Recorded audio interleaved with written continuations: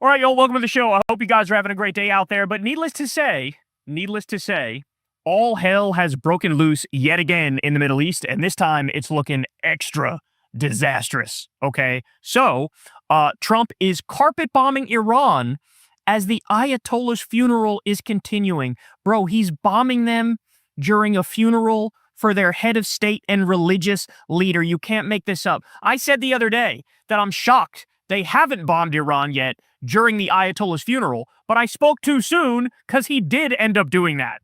Not only that, he's crashing out at NATO. As you'll see in a second, these videos are just wild. He's visibly confused. He looks like death. He's falling asleep. He's wandering in random directions. He keeps messing up basic words and saying things like the Islamic Republic of Japan. You can't make this up. Wild stuff. So we'll get into all that. We also have Abdul El-Sayed crushing Haley Stevens in a debate and destroying the AIPAC Stooge Democrat. Later on, Putin panicked and carpet bombed Ukraine as well. So the world, if I'm being serious, is an outright mess right now, y'all. It is an absolute catastrophe. All right, so let's go ahead and jump right in. You guys know the drill. Subscribe to the channel, click the bell icon, support the show on Patreon, sign up for Crystal Kyle and Friends on Substack. By the way, no Crystal Kyle and Friends this week because we're on vacation. We'll be back next week. And of course, go sub to Corn's World. But let's go ahead and jump right in ski. So let's start with this one. So the Yak Boy, and remember, this guy's like an Israeli op, but he says, breaking, a fourth civilian vessel has just been attacked and hit by an Iranian suicide drone in the Strait of Hormuz. The fourth attack in violation of the MOU in the past 24 hours. So that's what the Israeli op says. Okay, what's the reality of the situation? Well, as Professor Morandi lays out here, according to the MOU, all ships must coordinate with Iran in order to travel through the Strait of Hormuz. The Trump regime has violated the MOU, not Iran, by opening a route for ships to undermine Iran's authority. Iran will not allow its authority or the MOU to be undermined. So in other words, the U.S. is violating the MOU by opening up an alternate route in the Strait of Hormuz, trying to evade the eye of Iran. And so Iran warned them multiple times. They didn't listen. And then Iran was like, well, fuck that. We're going to uphold the MOU and attack these ships that are going through the wrong route. The other thing is, it's also dangerous. You can't just go through a random route. The whole thing is packed full of mines now, you idiots. So very clearly, the U.S. violated the MOU, and Iran is trying to uphold the MOU. Okay? Kind of a big deal. Kind of a huge deal.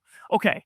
Well, in reaction to that, to Iran holding up the MOU by attacking the ships that are not abiding by it and going through the proper pathway. Okay, look at this, breaking. The United States is revoking a general license that authorized the sale of Iranian oil, a U.S. official said on Tuesday. So we've been letting them sell their own oil and profit from it during the war, which is kind of ironic because they earned more rights during the war with us. Like, we gave them more leeway during the war with us. And the reason the U.S. did that is because we're panicking about the oil shortage on the global market. And so we're like, okay, whatever. You guys can sell oil too and make money from it too. So it's the most erratic, incompetent bullshit you've ever seen from the U.S. in a war. But now they're saying, we're revoking your ability to sell your oil. We're taking away your general license to sell the oil. So in other words, we're going back to sanctioning it, which is also a massive violation of the MOU. Okay? But that was just the beginning. Because soon thereafter, look at this. Video from Shahid Haqqani Port, validated by the network, following U.S. airstrikes on the facility in Bandar Abbas, Iran. So now we have new attacks being leveled against Iran, and these are fucking colossal. So take a look at this video here. Whoa. Whoa. So the fake ceasefire yet again has been exposed as a fake ceasefire. The U.S. is no longer ceasing to fire, which means by definition, it is not a ceasefire. Just like the ceasefire in Gaza was fake, just like the ceasefire in Lebanon was fake, you cannot make a deal with Israel and you cannot make a deal with the U.S. That's just a fact. We violate every fucking agreement we've ever done. Look at Trump pulling out of the JCPOA, pulling out of the Paris Climate Agreement, pulling out of his own economic deal that he made with Canada, and then he said, fuck this deal I made, and pulled out of it. All right, take a look at this. Several fast boats operated by Iran's Islamic Revolutionary Guard were reportedly targeted at the port of Sirik in the Hormozgan province of southern Iran. So they're also bombing the speedboats in southern Iran. No, this isn't a sunrise. It's Trump massively bombing Bandar Abbas right now, one of Iran's most important shipping and naval centers. And look at this. It is so ridiculous, it literally looks like a sunrise. That's how big some of the bombs were, that it lit up the night sky like it was a sunrise. The U.S. strikes in Iran are 4 or 5 times bigger in scope and power than the previous strikes 10 days ago, a U.S. official says. So they're going all out, bro. All right, we get this as well. The Iranian Ministry of Foreign Affairs has condemned the U.S. strikes across southern Iran, saying that it is a violation of the MOU, despite Iran first targeting 3 tankers as they transited the Strait of Hormuz, a violation in and of itself. Per the release, Iran holds the U.S. government responsible for their expected response, which will likely be a resumption of Iranian strikes on U.S. bases and infrastructure in neighboring Gulf countries. So in other words, you guys are bombing the shit out of us, now we're about to bomb the shit out of you right back, bro. All of your bases in the region and perhaps a set of new targets will be chosen, okay? More from the Hormuz report, breaking. A source close to Iran's top negotiator suggests the MOU is effectively dead. Oh, you don't say. After the U.S. revoked the sanctions waiver, with Iran set to tighten its grip on the Strait of Hormuz and put Bab el-Mandeb on the table, according to some Iranian outlets. So in other words, let even less oil get to the global market, okay? The source said the revocation marks a fundamental breach, leaving Tehran with no reason to limit its military posture. Iran's patience with U.S. escorts was already running thin. Now, with the economic incentive removed, the threshold for escalation has been significantly lowered. The MOU just ended here, the source said. If Washington wants to push, Tehran will respond by widening the front. Closing Bab el-Mandeb is also on the table. That is a colossal deal, ladies and gentlemen. Amir says, the U.S. is attacking Iran during the funeral processions of those murdered by the U.S. Because, of course, it's almost as if they wanted to give Khamenei a final farewell gift of reminding Iranians that he was right to say, never, ever trust the United States. I was just too early. I said the other day, oh, I can't believe they're not bombing Iran during the funeral. I was just too early. They did bomb Iran during the funeral. That's how fucking loathsome and depraved. If any other country did that to us or one of our allies, as we had a funeral for one of our leaders or former leaders, oh my word, they would invent new slurs to go after the group of people doing that. But we do it. Nobody cares. In fact, Trump is going to make it worse. He's already in a hole and he's going to dig it deeper and deeper and deeper. So here's what Trump says. He's at a NATO summit, and here's what Trump says. Prepare yourselves for this, man. This is loathsome. Here we go. Is the ceasefire over? Is the ceasefire done? Is the MOU dead? It's a very interesting question. To me, I think it's over. I don't want to deal with them anymore. They're scum. You know what scum is? They're scum. They're sick people. They're led by sick people. And they're vicious, violent people. I cannot get over the irony of him saying they're vicious, violent people as he's carpet bombing a country during a funeral for its political leader and spiritual leader. But they're scum. You carpet bombed a little Iranian girls' school. But they're scum? They're the scum? You bombed hospitals. You bombed power plants. You bombed bridges. You bombed civilian infrastructure left and right. You're violating the MOU. You started all this. But they're scum? Oh my days, bro. If they had a nuclear weapon, they'd use it. As far as I'm concerned, it's over. I'll speak to our negotiators. They want to negotiate. They're good people. Steve Witkoff, Jared Kushner. But they have to. They're not good people. They're literally all personally profiting off of all this. Come back to me. As far as I'm concerned, it's just a waste of time dealing with them. They're liars. We make a deal. Donald Trump calling anybody else a liar. Homie, there's an article, I believe it's in the Washington Post. After your first term, you literally told over 30,000 lies in office, shattering the record of all presidents in U.S. history. They're liars. They're liars. Deal. And if I make a deal with him, we have a deal, and he goes out, he talks. We make a deal. Everyone's agreed. No nuclear weapon. We make a deal. They go outside, talk to the press. They say, we never even talked about it. There's something wrong with them. They're cuckoo. As far as I'm concerned, it's over. Now, before I continue here, let me just point out, if that looked like a little bit of a performance, it's because it is a little bit of a performance, because I have zero doubt they're doing insider trading again. They're doing market manipulation again. They are shorting the market and betting on it going down after Trump says this. It's part of what they've done roughly, 7 times already? I guarantee you that's part of it. But here's the issue, y'all. You're also running out of runway. You can't do this anymore. We're actually getting to the bottom of our strategic reserves. The tiny amount of oil that came through during part of the MOU is not that much. It's only the Strait of Hormuz has only been operating at a third of what it was operating at before the war. And so some oil got out, and now you think, oh, let's just go back to these market manipulation tactics. Well, at some point, we're just going to run out of oil. And then what? Then no market manipulation will do Dickie McGee's axe, dog. You'll just be fucked. We'll be in a global economic crash, a global economic calamity. But he's not done because he continues, and, every comment is seemingly worse than the next. This is completely and utterly unhinged. Does this mean that talks with Iran will not resume? I don't care. They can talk, but I think they're wasting their time. They're a bunch of lying guys. I do it my whole life. That's all I do is deals. My whole life that's how I became president, I guess. That's a deal too, right? But I made a lot of money. I had a lot of great success. Tremendous success. Everything I did, I was successful. He had 6 different business bankruptcies. 6 different ones. And I deal with these guys, and I say, this is from a different school. They're liars. They're cheats. They're sick people. They've hurt their people. They killed 54,000 people as of now. I'm not kidding when I say yesterday the inflated fake number was 40,000. They killed 40,000 of their own people. Now, all of a sudden, overnight, it became an increase of 14,000, even though the only people attacking anybody in Iran is you, the United States of America. I can't.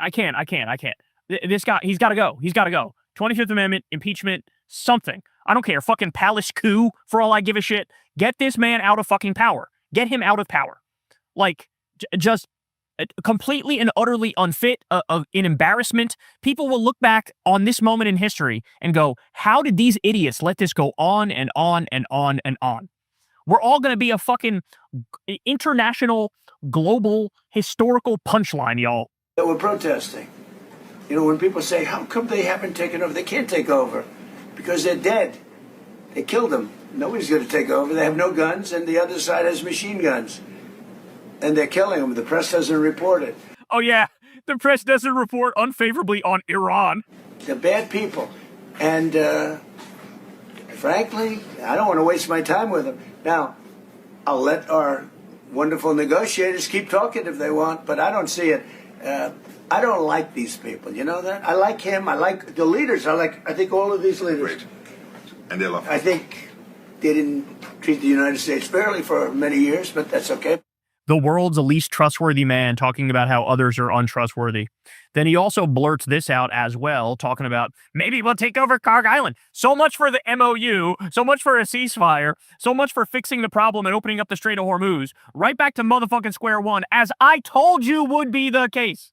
Everybody was, oh, we're close to a deal. Oh, it's happening. Oh, talks are improving. Oh, all these things. I told you every step of the way. Bullshit. It reminds me of during Biden's term when Axios would release an article every other day. Oh, Biden's really pissing at Yahoo. Oh, he might break up with him. Oh, this might be the end. And that never was the case. Now we get the new version of that. Oh, we're close. Maybe peace with Iran. They might have a deal. Oh, it's working out. And here we are, right back to square motherfucking one. No, it's here, y'all. We are in a forever war with Iran. It's here. We're already in it. Trump, for optics reasons, wants to make it seem like that's not the case, but that is the case. All right, we're not done, though, because here we go. Karg Island time. That's probably the one I would like not to do least. We attacked Karg Island last night. We knocked out a piece. I said, don't touch the oil, because maybe we'll take over Karg Island. We may take over Karg Island. There's not a thing they can do about it. But I said, don't hit the pipes, just hit everything else. And they hit it. I mean, just literally like a 13-year-old boy fantasy. This is like war planning by a 13-year-old boy. Just take over the island, we might take it over. There's nothing they can do. You think they haven't motherfucking prepared for this? This is like when Trump started the war and goes, nobody knew they'd set the Strait of Hormuz. Nobody knew that. Like, literally everybody who studied this issue knew exactly that. Like, that's why any other president would tell you, yeah, that's like the main reason why we didn't attack Iran, because they would shut the Strait of Hormuz and fuck the global economy, and there's nothing we can do about it. Nobody knew they'd shut the Strait of Hormuz. Now he's like, I'm going to take Karg Island. Maybe there's nothing they can do about that. There's nothing they can do. Actually, there's a fucking lot they can do about it, and you will be they will level the island and turn it into a smoldering fucking ash heap before they let the United States of America take it and steal their oil, just like this fucking ogre is doing with Venezuela. Okay, he wants to turn it into Venezuela. All right, ready? Massive power outage in Bahrain and Kuwait. There is no reason reported for this, but I'm speculating that Iran's Handala group hacked their power grids. They had made these threats in the past. In other words, you guys are going to violate the deal. You guys are going to attack us. Sorry, Gulf Arab countries, now you're in the crosshairs. And a massive power outage is one of those things. Iran's IRGC is responding with heavy strikes on U.S. bases. We will not allow the United States to interfere in the affairs or manage the Strait of Hormuz. The unprecedented event and the public presence in the funeral procession and farewell ceremony for the martyred leader of the Muslim nation inflicted a humiliating defeat on global arrogance and the criminal United States, they said. The American terrorist army, without any commitment to its obligations, and while the pure body of the martyred leader of Muslims and the free people of the world is being hosted by the officials and brave people of Iraq, blatantly targeted some areas in the southern parts of our beloved country, Iran. The armed forces of the Islamic Republic of Iran will respond decisively to this aggression and terrorist act, and under no circumstances will they allow the United States to interfere in the affairs of the Strait of Hormuz or manage it. It is reiterated that the only safe passage for commercial vessels, commercial ships, and oil tankers in the Strait of Hormuz is the route determined by the Islamic Republic of Iran. Okay. Robert Pape says, Iran escalation alert. Massive U.S. strikes while millions in Iran demand revenge is a recipe for catastrophic war. The MOU is dead. Iran could strike Gulf infrastructure and Red Sea shipping now, forcing Trump up the escalation ladder. Trump gloats. Chaos is coming. Breaking. While the U.S. is striking Iran, Israel has started bombing Lebanon again tonight. Most likely coordinated action. So, again, to say the MOU is dead is the understatement of the goddamn century, y'all. Understatement of the century. Okay. Brian Krasenstein says, OMFG, remember the Iranian school that Trump bombed? CNN just reported that Trump's military commanders ignored warnings that their intel on targets in Iran were outdated and then approved the strike that hit the school, killing close to 200 people, including well over 100 children. People should spend life in prison over this. That's right. I told you guys that they did it on purpose. And the reason they did it on purpose is they knew that this school had a lot of the little kids who were kids of IRGC members, government members, and they wanted to send a message. We will do fucking anything and everything. Okay? We'll stop at nothing. We'll nuke your fucking ass before we lose this thing. That's the message the U.S. was sending, and they purposely killed precious little babies. That's what they did. And now we have some validation that they knew their targets were outdated. In other words, yeah, we knew what this became. We didn't give a fuck. We didn't care. Okay. Ben Norton says, the U.S. is agreement incapable. Trump has unilaterally declared an end to the ceasefire with Iran just 3 weeks after signing an agreement to end the war. Trump did the same thing last year, using negotiations as cover to launch a surprise attack. The U.S. can't stop waging war. Did the exact same thing when we murdered Qasem Soleimani in the first term. Trump did the same thing. How about you meet with us, Qasem? Let's have negotiations. Let's have talks. Soon as he shows up, boom, murders him with a drone from the sky. You can't trust us. You can't trust us. You can't trust Israel. Our agreement isn't worth the paper it's fucking written on. Everybody knows this now. Think about that. What does that mean about our future? That you can't trust a single fucking thing we say, a single fucking thing we do. That has consequences, doesn't it? We are no longer the world's sole superpower. We are going to be replaced. People are going to run away from the dollar at 1,000 miles an hour. We're going to be a pariah nation, a rogue nation, and all this fucking massive national debt we have. Doesn't matter much when we're the world reserve currency, but as soon as people pull out of the dollar as the world reserve currency, that massive debt becomes a huge problem. Our money becomes worthless. We have political instability. People can't afford shit. Riots in the streets.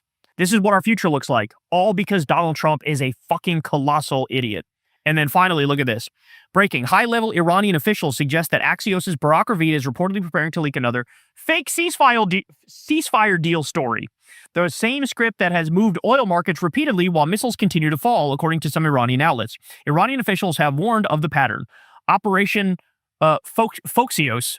On May 6, nearly $1 billion in oil shorts were placed 70 minutes before an Axios scoop, netting traders $125 million as prices crashed. The report was denied by Tehran. The markets had already moved. 5 times in 19 days, Axios reported a deal imminent. No deal materialized. Another fake MOU is coming. Bombs will keep falling. Oil markets will be pumped, and mediators will claim peace. The pattern is clear. Again, here's the problem with that.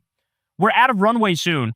There's such a massive oil shortage, and Trump and the U.S. are acting like there's not a massive oil shortage. Is that just because he's stupid? Like, is it just because he's incompetent and dumb? Maybe that is the answer. But he keeps doing these games, these market manipulation tactics, the insider trading, profiting hundreds of millions by moving the market by saying one thing or the other thing. But you know what happens? At a certain point, reality smacks you across the face. And when you actually hit the bottom of our strategic reserves, what happens then? What happens then is rationing of the oil. What happens then is $7 a gallon gas, or even higher than that. What happens then is an economic catastrophe, inflation out of control. And Iran knows this. So all Iran has to do is continue shutting the Strait of Hormuz and just sit back and let it happen. So my guess is Trump is thinking now, no, I'm actually committed to going back to all-out war. And that might mean dropping a Moab on Iran. That might mean a nuclear weapon. That might mean a ground invasion. That might mean taking Karg Island or other Iranian oil infrastructure. That might mean a ground invasion. That might mean a number of things that are absolutely catastrophic. Absolutely fucking catastrophic. I don't think we had much of a reprieve during this MOU. There wasn't that much oil that got out of Hormuz. So I don't know when the shit's going to hit the fan, but at some point it's going to hit the fucking fan if there's not actual peace. And there won't be actual peace because the U.S. and Israel are incapable of agreeing to actual peace. Because Israel refuses to get out of Lebanon, and the U.S. will refuse to actually shut the military bases around Iran and pay them reparations for the damage we did to them with this illegal war.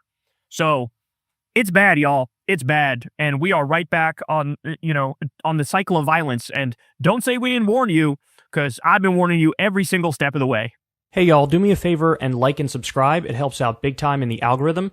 Click the bell as well for notifications when videos drop, and watch that video on screen right now. You know you want to. So Israel has been hitting levels of depravity that I honestly didn't even know were possible. And we've covered a number of these stories in the past, but some that come to mind is the massive right to grape protests in Israel. You had an IDF prison guard, concentration camp guard, graping Palestinian prisoners, being caught on camera doing it with the help of other IDF thugs. And then when that video leaks because of one person with a conscience, what ended up happening is they started to investigate the grapist. The Israeli public revolted. They went out in the street, they started protesting, and they were effectively protesting for the right of the IDF to grape Palestinian hostages. That's what it was. And then what ended up happening is the grapist took off his mask for the public to see him because he was basically a hero to the public. This grapist, who's only known for graping a hostage, became a hero to the public. Meanwhile, the person who leaked the video wound up in prison. They arrested the person who leaked the video because they had a conscience. This is what we're dealing with here.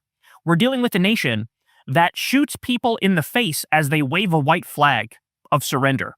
We're dealing with a nation that engages in a mass starvation campaign on a regular basis. We're dealing with a nation that is an ethno-state. It's apartheid. Is a terror state. They're an expansionist country that is currently fighting on 7 or 8 different fronts and stealing more and more territory, trying to create a greater Israel. They're a Jewish supremacist state who believe that Jewish Israelis are superior to everybody else. They have a biblical right to land, and everybody else is a second-class citizen and can be spit on. They spit on Christians in Israel. That's a fact. That's been reported. Okay? And I mean, I don't even need to get into the specifics of the Gaza genocide for you all to know they bombed schools, they bombed hospitals, they bombed UN buildings, anything and everything. I mean, nothing is off limits when it comes to the Israelis, but they somehow managed to hit a new level of depravity here. Okay. This man that you're seeing on the screen here, Mohammed Fawaz al-Wahidi, is this guy's name. Okay. He's Egyptian and he works with an Egyptian aid agency in Palestine. Some of the last line of people who are there trying to help out in any way they can in Gaza with all the mass starvation and the poverty and the lack of basic necessities, lack of food. And so listen to this from Dropsite. Dropsite says the following. Breaking.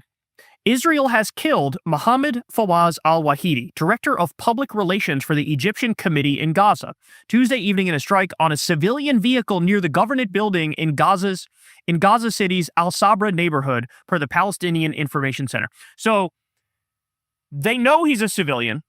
They knew where he was, and they did a targeted attack on him in his civilian vehicle. Okay.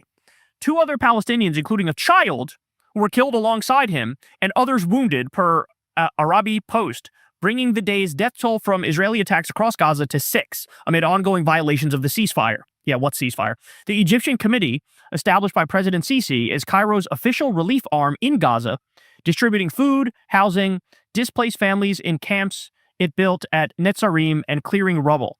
Israel has killed its personnel before. In January, an Israeli drone struck a vehicle carrying committee workers filming a new displacement camp near Netzarim, killing 5 people, including 3 journalists working for the committee. So people trying to film what's going on in Gaza got murdered. Remember, Israel's killed at least 250 journalists since the beginning of the genocide. They continue. Israeli media reported Cairo sent an angry protest demanding explanations for that attack. The targeted strike and killing of an official of Egypt's own relief operation comes as Cairo hosts negotiations on the ceasefire's second phase with the Hamas delegation in its 6th day of talks there. Reports suggested the strike took place just before the Egypt-Argentina Soccer World Cup match. Now that's going to be important, so keep that in mind as I tell you this next part. Ready? Dropside says, the Egyptian Relief Committee in Gaza has been organizing public screenings of World Cup matches for displaced families across the Strip. About an hour before today's Egypt-Argentina match, Israel killed the committee's public relations director in a strike on his vehicle. 2 others, including the child, were also killed. The reason Israel targeted this man is because this man in particular moved heaven and earth and bent over backwards to clean up an area of Gaza, get rid of the rubble, get rid of the garbage, because there's a garbage crisis there as well, clean up a whole area, and then bring in the ability to watch live some of the World Cup matches that Egypt is playing in, okay? You had Egypt versus, I believe, number 1 Argentina, and just before that, they murder him. So in other words, they're murdering this man because this man tried to make it so the people of Gaza, and more specifically the children of Gaza, could get some fucking normalcy and happiness in their lives and watch the World Cup like any other family and any other child across this world. He moved heaven and earth and bent over backwards to make them feel happy, to make them feel good, to make them feel calm, relaxed, to make them have some entertainment like every other family on this planet. And because he was trying to break the suffering and the depravity, they killed him. So Mohammed Fawaz al-Wahidi, this man right here, in my book is a hero. This guy's a hero. Dedicating his life to try to make the lives of people in Gaza and the children in Gaza a little bit fucking better, and getting murdered specifically because of that. And ladies and gentlemen, probably the most disturbing part of all this is that this segment you're watching right now might be the first and last time you're going to hear this. You're not going to see this on CNN. You're not going to see this on Fox News. You're not going to see this on MS Now. You're not going to see this on the U.S. Nightly News. You might not even see it on, some of the European channels like BBC or Sky or whatever the fuck. And this is what the Israelis have done. They've gone so extreme, so depraved, so barbaric, so savage that now nobody bats an eyelash at anything they do. It's just like, oh yeah, that's what the Israelis do. They're demonic. They're evil. They're satanic. But I don't know how to get across to you. This shit matters. You should still talk about it. We should still do something to stop it. Every single Israeli government leader should be arrested today. They should have been arrested yesterday. They should have been arrested motherfucking years ago. Okay? Every one of them is a war criminal. Every one of them needs to be locked up. And that's me being way too kind. If I told you what I thought should really happen to these people, I'd be motherfucking banned on YouTube and every other platform I'm on. Okay? So let's just say life in prison without the possibility of parole, lock all of these sons of bitches up. That's what I have to say. I'm anti-war to my bones, to my core. But the fact of the matter is, if you can make an argument to go to war against any one country on this fucking planet, it is Israel. It is Israel. Because there is no negotiating with evil. There is no negotiating with people who are hell-bent on destruction. We learned that from Hitler, right? Neville Chamberlain. Oh, I made peace, waving this piece of paper that he made peace with Hitler. How'd that go? That's called appeasement. You cannot appease the unappeasable. Israel is unappeasable. They need to be defeated. They need to be destroyed. That's what needs to happen. Because only a sick, depraved society, country, and government can do something like this, and it doesn't even fucking register. Everybody goes, yeah, that's just what Israel does. They murder people. They take the most innocent people you could find, doing the most good in the world, and they murder them. That's what they do. Take a look at this. The Wikipedia entry for Rafah, a city bigger than Limerick, is now in the past tense. It is gone. Not a single building left intact. An entire city erased by Israel. They are the Nazis of today. By the way, here's a picture. This is what Gaza looks like. Does that look like it's defensive to you? Does that look like they're only going after Hamas terrorists to you? Is that what that looks like?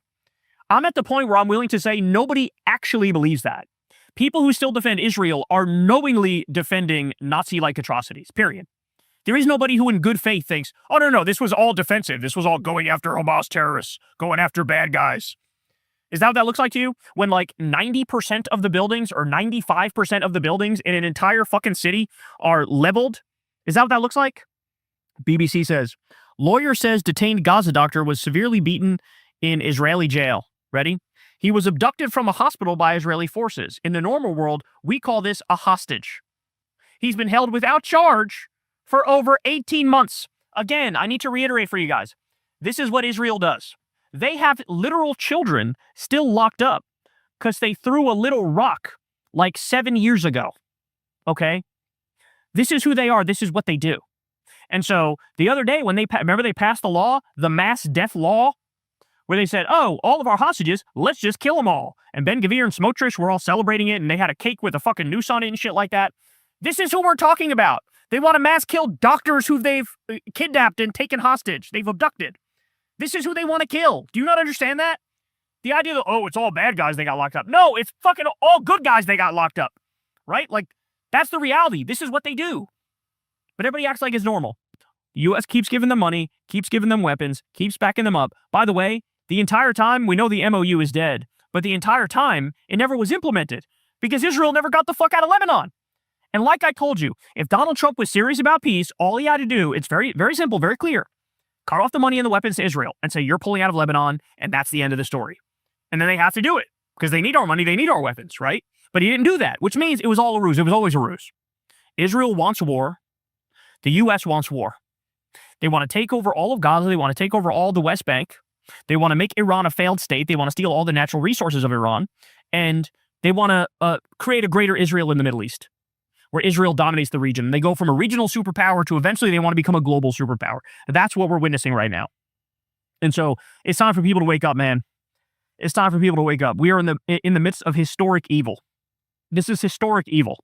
Things that we all thought were off the table, morally speaking, for the world today are back on the table. International law is dead. The International Criminal Court has no teeth. The International Court of Justice has no teeth. There is no international law anymore. It is might makes right. It is law of the jungle. And we're being ruled by the most depraved scumbags on earth who don't have a moral bone in their body. They don't care about humanity. They don't care about justice. They don't care about reason. And they all need to be fucking defeated. Hey y'all, do me a favor and like and subscribe. It helps out big time in the algorithm.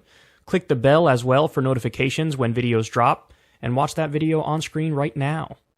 You know you want to. Donald Trump is really, really struggling. I mean, badly, okay? So this past week or so, he's been out of control. His brain is not functioning. He can't string coherent sentences together. His words are all fucked up.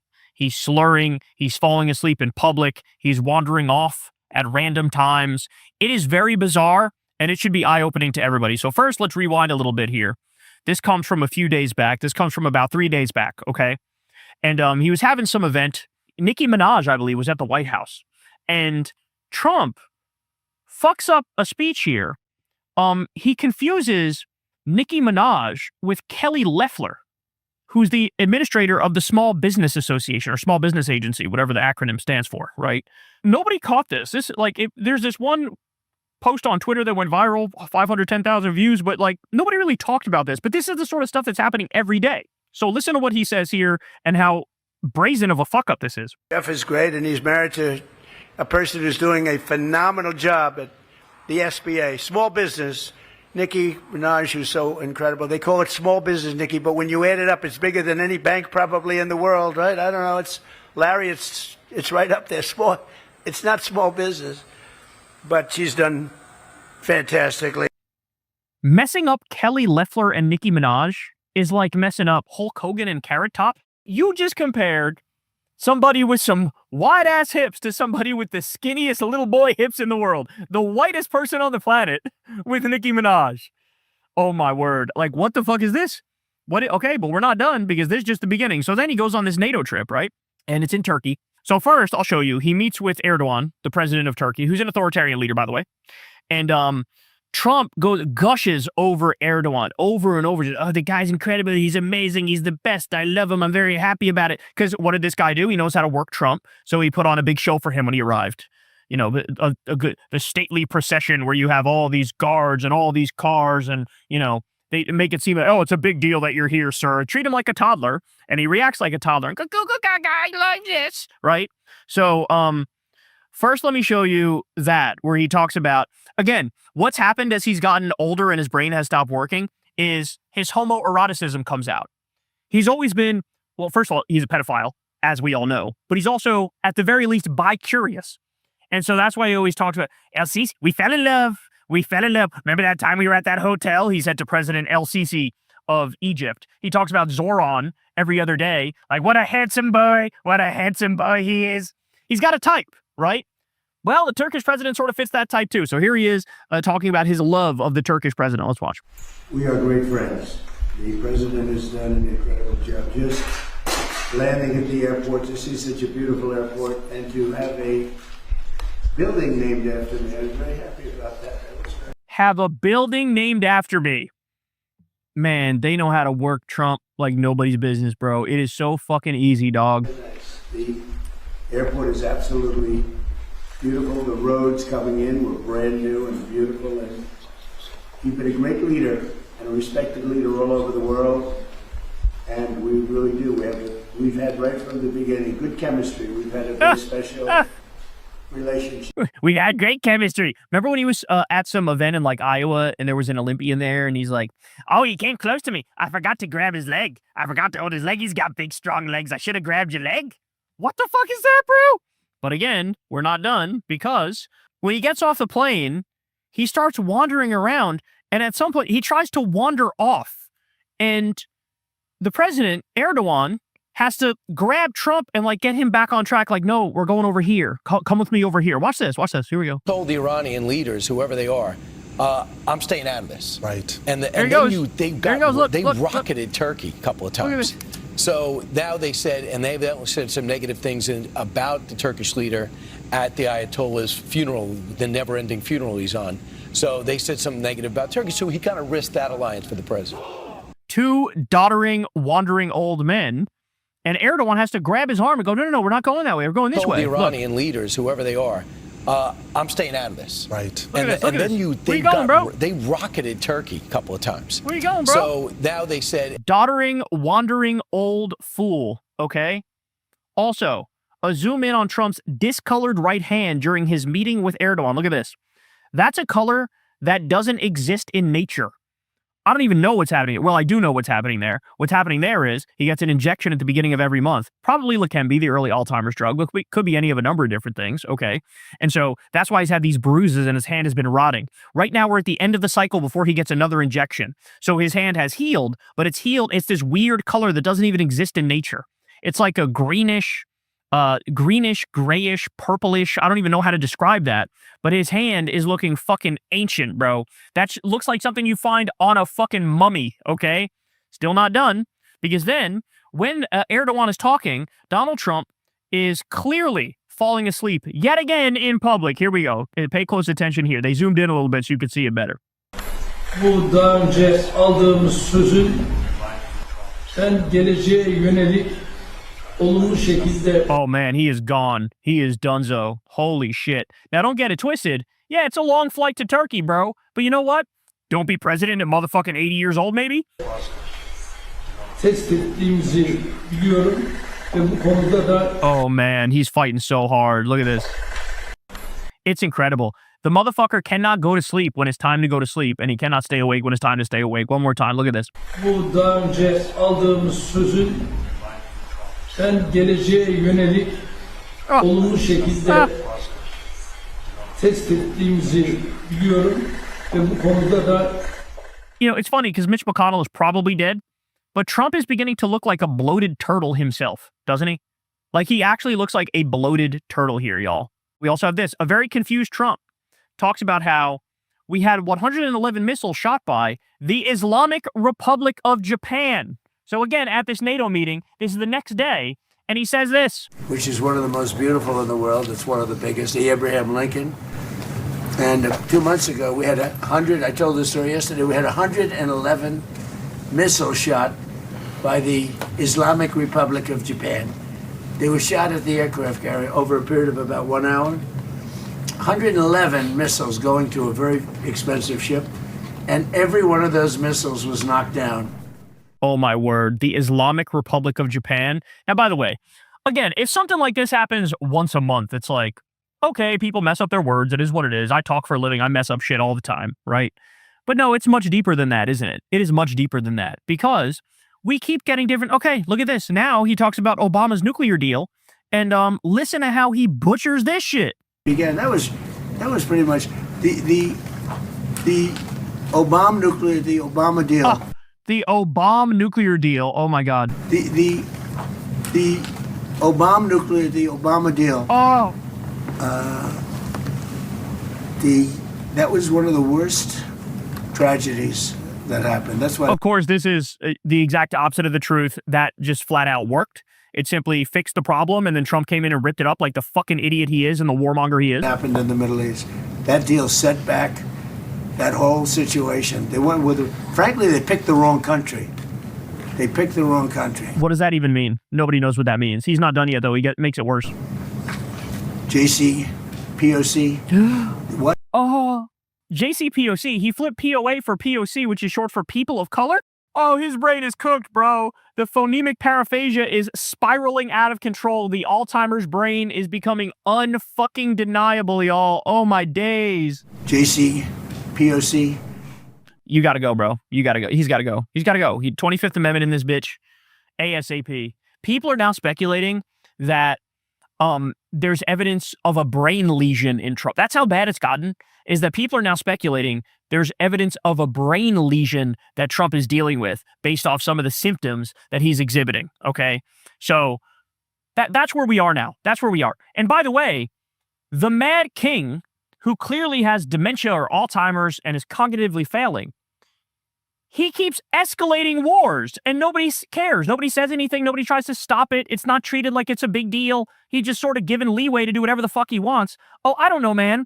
If you have somebody talking about the Islamic Republic of Japan and the JCPOC who's falling asleep during the day and staying awake all night at 80 years old and he's obese and dying with congestive heart failure, maybe that guy shouldn't be in power. Maybe somebody who's going to die in the next 17 minutes shouldn't be making world-altering decisions. I mean, it seems like a basic thing, right? I told you at the end of Trump's dad's life, who also had Alzheimer's, they gave him a desk and fake work where they said, oh, yes, sir, you are in charge of your company. You are making decisions. We are your servants. And then he would make decisions and tell people to do stuff, and they would pretend to do it. But his actual company was being run by somebody competent and younger. And now we're at the point where that had to be done with Trump fucking years ago. This is where we're at now, bro. This is where we're at now. Like, you have to treat this guy like the Mad King that he is. What a sick, disgusting, failed country we live in. I'm telling you, man, historically, we're going to be a joke. People are going to look back at this country like, how did you idiots let this go on? How could you have let this go on? This is insane. He's proven over and over he's unfit for this office. How many illegal wars did he have to wage? How many little kids did he have to murder? Right? How much self-dealing did he have to do? How much looting of the treasury did he have to do? How many basic wars did he have to fuck up and fall all over himself for you guys to go, you know what? Okay, we're done here.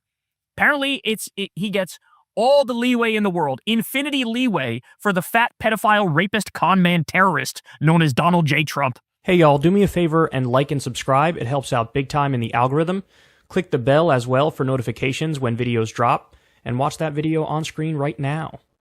You know you want to. So Abdul El Sayed debate-mogged the shit out of the AIPAC stooge known as Haley Stevens in the U.S. Senate debate in Michigan. I have a bunch of clips here for you. Let's start with this one, where Abdul cuts right to the chase and says, hey, why did you take $40 million, the bulk of which came from AIPAC for this race? Let's watch. Here we go. Why has she allowed $40 million of outside spending, the bulk of it coming from AIPAC, to come into this race? I don't think Benjamin Netanyahu is attacking her to actually attack her. I think he's attacking her to try and steer away the stink of how staunchly she stands for their policy. So let's take that opportunity. Explain what you've given away for AIPAC support in this race. Well, 30 seconds to wrap up. No one owns my vote and no one owns my policies. Anyone who is contributing to my Senate campaign is doing so because of my proven record of fighting for Michigan. Well, then why did AIPAC give you tens of millions of dollars? It seems like you're doing this little thing we like to call in the business lying. What I did when I served as chief of staff on the U.S. Auto Rescue, saving 200,000 Michigan jobs, and what I have... Jobs? Why does she talk like a guy in 1928? Put your dukes up, son. What my opponent needs to answer is why is the GOP spending thousands of dollars to prop up his campaign, saying that he will make Mike Rogers the next U.S. senator? All right. Because the GOP are idiots and they think that Abdul is easier to beat when literally all of the polls show that he's harder to beat. Why do the Republicans want this guy? Because they're idiots and they think they could beat him because his name is Abdul, but he's actually way more talented than you and he's up in all the polls against Mike Rogers more than you are. Here's Abdul talking about how he's not accepting money from corporations and AIPAC. And then Haley Stevens fires back about his tax returns. We don't need politicians bought off by corporations. In this race, you've probably seen ad after ad after ad. Not one of those ads was brought to you by the Congresswoman's campaign. All of them brought to you by corporate PACs and AIPAC, trying to buy a politician who's going to do their bidding instead of yours. That's been the story of our politics for far too long. The question is not whether or not you're a millionaire. What is going on with her face, man? Holy shit. You guys looking at her face here? Looks like she's about to vomit. Trying to buy a politician who's going to do their bidding instead of yours. That's been the story of our politics for far too long. The question is not whether or not you're a millionaire. The question is whether or not you are bowing down to billionaires. And for too long in our politics, we've watched politicians beg for those dollars only to do that bidding when they actually get to office. That has been the story of my opponent. If you want politics is different, I'm the only one who's never taken a dime from a corporation. Congresswoman, 30 seconds. Well, look, transparency is oh so important. And this is why I have released my tax returns. My opponent, Abdul, he said that transparency is key, but yet he hasn't released his tax returns. Abdul, you talk about getting money out of politics and putting money in people's pockets, but who is putting money in yours? What are you hiding? Well, that's kind of the point. Nobody is. He's not taking corporate money. He's not taking AIPAC money. He's running a clean campaign. You're running a dirty campaign. And you think that your way to pivot is to attack him over tax returns? I don't know if you know this. He's not Donald J. Trump. He's not a billionaire. He's not 100 millionaire. He's not a millionaire, right? What are you talking about? Well, again, she thinks it's a gotcha. It's not remotely close to a gotcha. And she's just reminding everybody that she takes corporate money and she takes AIPAC money. Okay. Then we also have this. Abdul, yet again, he knows the weakness and he keeps hammering away on it. And yet again, we come back to AIPAC. Here we go. Make sure that we have healthcare here in Michigan. And so long as our politicians continue to be bought off by AIPAC, do not be surprised when we fight wars that are in their best interest, to annex Israel, to annex Lebanon, or to do genocide in Gaza. Congresswoman, 30 seconds. Well, Abdul, I would say no one is afraid of you. And in fact, the GOP is spending thousands of dollars to prop up your campaign because they think they will make it easier for Mike Rogers to win if you are the nominee. I do not plan to make anything easier for Republicans or Mike Rogers. What I do is I take on tough fights for Michigan, tough races, and I win for us. It's so embarrassing that after all this time, the best argument that the corporate Democrats, the diet MAGA Democrats can come up with is the same thing that like Hillary tried in 2016, which didn't work, which is like, well, you know, I'm the serious candidate. I'm the reasonable candidate. I'm the one they're actually afraid of. Hillary said that and she was wrong.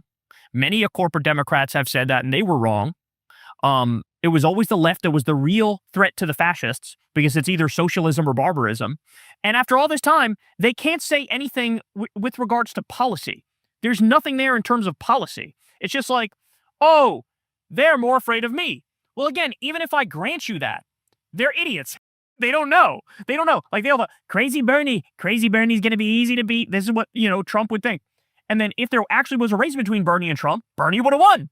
Right? So like they simply don't know what the fuck they're talking about. Okay, more. Here they ask, what role should the U.S. play in Gaza? Let's listen. Israel maintains that eliminating Hamas remains essential to its security. What, if any, is the role of the United States in trying to resolve this long-standing impasse? 60 seconds, sir. Well, I'll tell you this. For a long time, every president has said that they believe in a two-state solution.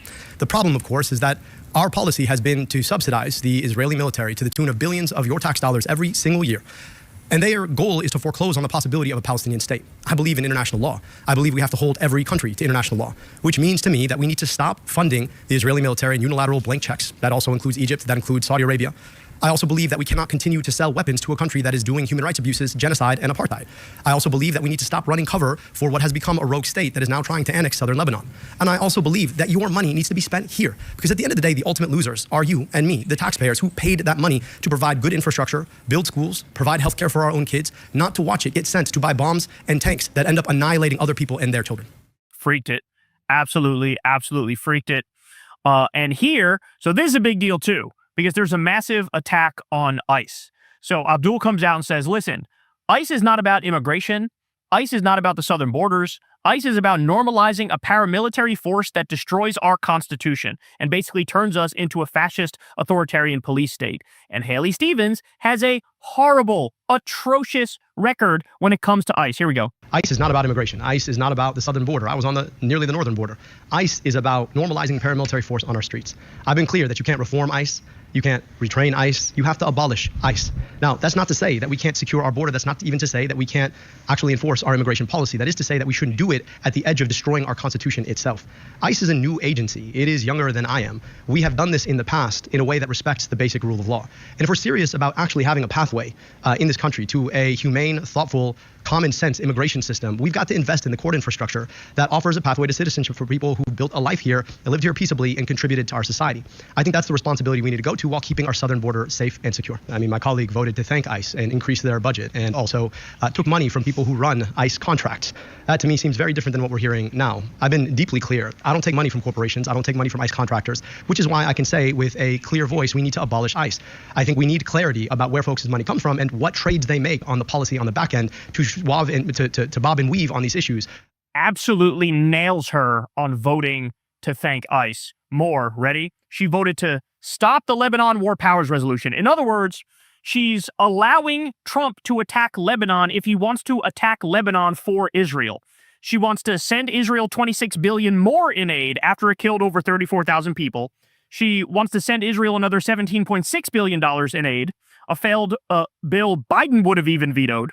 She voted to ban the State Department from citing the Gaza Health Ministry and their death tolls, which now, by the way, if anything, that's an undercount. So she's a genocide denier. She voted to sanction ICC officials, International Criminal Court officials, because they wanted justice against Israeli war criminals. She expressed disgust at South Africa's suit accusing Israel of genocide. She expressed gratitude for ICE. That's what Abdul just brought up. And she voted to force through the TikTok sale or ban it in the U.S. If there wasn't a forced sale. So in other words, she's in favor of supporting the hostile takeover of our media by billionaires who are pro-MAGA, pro-Israel, and pro-billionaire. Absolutely, positively disgusting. And of course, you have Abdul running circles around her. And then we also have this one. You have Abdul, yet again, he kept hammering home his talking points, man. She's an AIPAC stooge. She's an AIPAC stooge. She's an AIPAC stooge. I'm not bought. I don't take money from corporations. I don't take money from billionaires, and saying stuff like this. Is one of the most expensive items on our entire budget. It is insane how much people have to pay. And for a lot of folks, this has become a gender justice issue. It's forcing people out of the workforce, predominantly women, and it's holding them behind from lucrative opportunities that they can use to advance their family in the first place. I think we need to make childcare free, 100% free. Now, how do we pay for that? We pay for that by taxing billionaires their wealth. We could render $4.6 trillion if we were willing to put, let's say, an 8% tax on billionaire wealth. This is not that difficult, but it's a function of our values. Do we care enough to make sure that women have access to the workplace, that children have a safe, healthy place to go, or would we rather be the kind of economy that allows billionaires to make a second billion, a third billion, a trillion, maybe like Elon Musk? That is the question we need to answer. And ultimately, so long as we allow billionaires and corporations to buy politicians, we're going to get the wrong answer. He's good, man. He's good. By the way, there was a poll that came out last week. He's up 20 points on Haley Stevens. 20 points on Haley Stevens. And then finally, I'll show you this. So Haley Stevens posted, ready? It's been an hour since we left the debate stage, and I want to say thanks to everyone who tuned in. Booyah! And this poll shows Haley Stevens with 62% say she won, and Abdul with 38% say she won, okay, on this local news online poll. All right, ready for this? She probably should have waited a little bit, because then, I don't know, what was it, like 2 hours later? Abdul had 68% and Haley had 32%. And then I checked it this morning before I started doing the show. The percentage that said Abdul won skyrocketed to 82%. 82%. The larger the sample size, the more it's clear that Abdul absolutely destroyed in this debate. He fucking wrecked Haley Stevens. So it's happening, y'all. It is happening. He is one of the candidates that I am most excited for. He's going to be phenomenal, bro. He really is going to be phenomenal. He's up massively. And I think the Republicans feel overconfident because his name is Abdul El Sayed and they're going to lean into Islamophobia. But in the same way that Zoran was underestimated in the New York mayor's race, I think Abdul's going to be underestimated too, and the Republicans have made a grave mistake by thinking it's easier to run against Abdul. Good luck. Hey y'all, do me a favor and like and subscribe. It helps out big time in the algorithm. Click the bell as well for notifications when videos drop, and watch that video on screen right now. You know you want to. All right, y'all. So as we've been looking at Iran and the hostilities happening there again, the Middle East erupting on fire, the U.S. violating the MOU, and then carpet bombing Iran as the funeral for the Ayatollah is going on, there's also another area in the world which is extremely volatile. And you have just a horrific scenario and war spiraling out of control. So, of course, I'm talking about Ukraine and Russia. So shout out to the Midas Touch guys, man. They've been on this issue more than any other media outlet that I've seen. And so first, let's rewind a little bit, okay? Because you have Ukraine has been able to strike deep inside Russia. They've been able to even hit spots in Moscow. They've been able to go after oil infrastructure in Russia, which is a big deal. It makes Putin feel extra vulnerable. It shows that Russia is kind of on the ropes. Putin, as we reported the other day, Putin is basically shoving Russians into the meat grinder. They get sent to the front lines, and then they're dead, like, within a week. Like, it's a miracle if they last a week, right? So it is atrocious. The death tolls are fucking through the roof. But Zelensky, he calls them, I believe, long-range sanctions. And he's been striking inside of Russia, going after military positions and oil positions. Let me give you a breakdown of that here. Let's get it. All hell is breaking loose right now in Russia as Zelensky just launched a massive drone swarm and Flamingo ballistic missile strike deep in Russia. St. Petersburg is on fire. Take a look, folks, right here. Overnight, Ukraine's defense forces targeted key Russian energy infrastructure, striking a major oil terminal in St. Petersburg and igniting a large fire visible across the area. The facility is among the largest oil terminals in all of the Baltic, operating 21 storage tanks with an annual handling capacity of approximately 12.5 million tons just destroyed by Ukrainian defense forces. Let me show you right here what it looked like when the drone was in the air on its way to hit this massive facility in St. Petersburg. Now I'll share with you this video of the port of St. Petersburg so you can see what it looked like itself. It is on fire. This is the future of warfare. We're living in the future of warfare right now. Drone warfare. This is something that we were totally unprepared for, like Iran with their drones and how successful they were hitting their targets and attacking U.S. military bases. And like, this is the future of war. And it is very, very successful. It's hard to like, counter these drone attacks. It's very difficult to do it. And so the drones end up succeeding and hitting their targets and doing colossal damage, as we're seeing right now. Is spreading that fire. I'll share with you another video right here. This used to be an area that was heavily fortified, and you would not be able to even dream about Ukraine getting some of its ballistic missiles or drone swarms into an area, or at least that was the public perception of everything.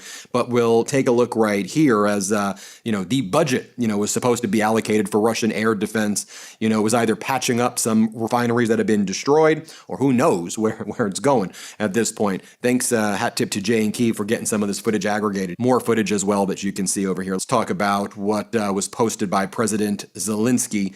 President Zelensky posted the following about what he refers to as his long-range sanctions. He talked about how effective his long-range sanctions are. Last night, our Ukrainian long-range sanctions against Russia over this war reached targets near St. Petersburg. Ukraine's defense forces struck port oil infrastructure that generates revenue for Russia's war. And there were also successful strikes in Kronstadt, an important military target. The distance from Ukraine's state border is more than 850 kilometers. My thanks to everyone who is ensuring Ukraine's precision in carrying out our long-range sanctions. Glory to Ukraine. I want you to take a look what was going down here. You can watch for yourself. Now, also, we're learning that Putin's super yacht has been urgently transported to the Arctic due to threats that it will be attacked by Ukrainian drones. It's an 82-meter super yacht, though Kasatka, worth an estimated 117 million euros, has left European waters and is headed for Murmansk. The vessel is accompanied by 2 Navy ships right there. One of the things that we're learning as well, and this is what U.S. intelligence has been telling Poland and telling Ukraine and others in Europe, that Russia is planning an attack on Warsaw in Poland to try to test the resolve of NATO. Critical infrastructure could be targeted by missiles and drones, with soldiers potentially crossing the border from Kaliningrad or Belarus. Now, by the way, this you want to talk about an escalation. This would be a colossal escalation, attacking a NATO country to test their resolve. At that point, it's hard to conclude anything other than we're in World War III. And you guys remember all those clips when Trump was on the campaign trail saying, I'm the only one that can prevent World War III. And ironically, it would be happening under him. And by the way, I do think the only reason Putin might even try something like attacking Poland is because he knows Trump has no interest in, helping to push back Russian aggression. If it was any other president, I think Putin would know, like, okay, I'm not gonna push too far here because I don't want to, trigger NATO into actually having a united pushback against us. So that is fucking, man, that's crazy, bro. Talking about potentially hitting inside Poland. As Spravdi writes, Russia's years-long operation aimed at destroying the alliance between Ukraine and Poland is only part of Kremlin's plan. U.S. intelligence says Russia will attack Poland soon, and so we will see what happens there. And as Spravdi notes, will Russia try to blame Ukraine for the attack on Poland? That'd be some weasel-ass shit. Now, by the way, though, we're not done because Russia attacked Ukraine with 2,200 drones and 1,730 guided bombs in a single week. That's this week we're talking about here. That's this week, okay? So all hell breaks loose as war explodes at NATO summit, and now you have Russia going back at Ukraine. Here we go, listen. All hell is breaking loose right before the NATO summit is set to take place in Ankara in Turkey. You have Putin launching a massive ballistic missile strike on Kyiv and Kherson in Zaporizhia. Overnight, we saw massive attacks. There have been numerous casualties, at least 7 dead in Kyiv. Sadly, we expect that number to increase. You also see, on the other hand, Zelensky launching massive drone swarms in the direction of Russia, targeting oil depots right here. Donald Trump promised that he was going to end this war in 24 hours of taking office or 24 hours after the election. Obviously, that didn't happen. Putin is trying to apply maximum pressure right before this NATO meeting in Ankara is set to take place. You have a emergency warning right now in Poland. Let me read for you the Polish military's urgent warning about NATO potentially coming under fire by Russia. Now, I had warned that Russia was perhaps looking to either launch a drone swarm in Poland or launch an attack there, especially as this NATO summit was approaching. Here is what we're hearing from the operational command of the Polish armed forces. They're announcing that due to the ongoing activity of Russian long-range aviation against Ukraine, NATO fighter and support aircraft have been scrambled while ground-based air defense systems and radar reconnaissance has been raised to a state of maximum readiness Oh, man, that's not good, bro. throughout Poland. You had Zelensky warning NATO of potential strikes in the direction of Warsaw, and Zelensky warning that Russia was going to escalate within Ukraine itself. You see, Zelensky's been having a lot of trouble getting those Patriot systems, the interceptors from the United States. Zelensky has pretty good capabilities of shooting down the Shaheeds and the other Russian FPV drone swarms, but they need Patriot interceptors in order to stop the ballistics coming from Russia, and they simply don't have the interceptors. Putin realizes that, and that's one of the reasons why we're seeing an escalation in the ballistic missile to drone ratio coming from Putin. Let's take a look right here. I'll show you some of the photos of what Kyiv is looking like Monday morning. You see it burning right there. I'll show you the map right here of the large-scale Ukrainian drone attack underway in multiple locations across western Russia, including Moscow, as well as in Crimea. I'll show you right here an ordinary residential building, it appears, in Kyiv getting hit, and we are seeing lots of residential buildings getting hit in Kyiv. Let's play this clip right here. Jesus Christ. Separately, Times of Ukraine captured this video right here. This is a Russian Kh-101 cruise missile, also slamming into several residential buildings in Kyiv. You can see for yourself. Play this clip. Pull back for a second right here, and you can see footage showing ammunition right here that is exploding even further at the Zolyany machine building plant in Vyazar in the Vishniv, Kyiv Oblast, of course, following a Russia strike right here about 16 seconds more from the site. I'll show you right here. Let's play it.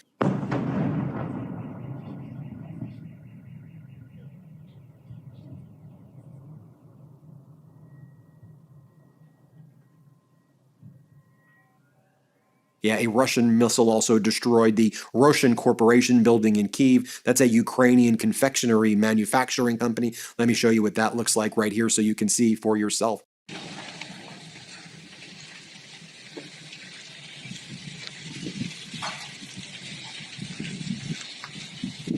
Is it just me, or is, like, nobody talking about this?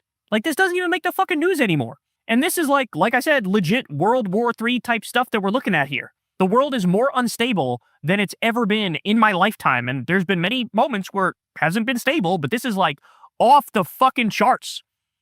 And I mean, there's only one place to put the blame for that, because only one person leads the world's sole superpower and is completely and utterly unstable and untrustworthy and violent and vicious. And it sets a tone. You know what I'm saying? It sets a tone.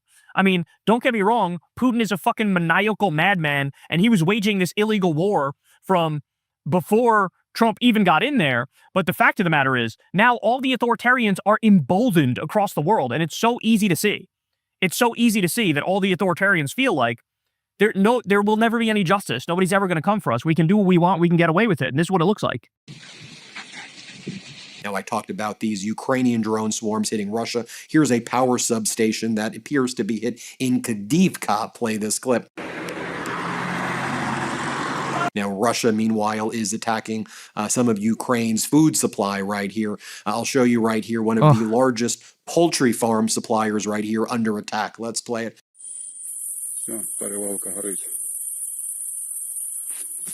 I want to share with you various images right now of Kyiv under attack on the night of Monday, July 6th into the morning. I'll show you A, B, and C right here. Let me show you the first video so you can see for yourself.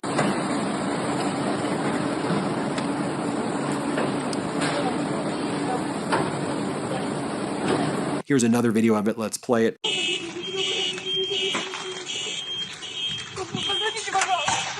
I got one more I'd like to share with you. Let's play that video.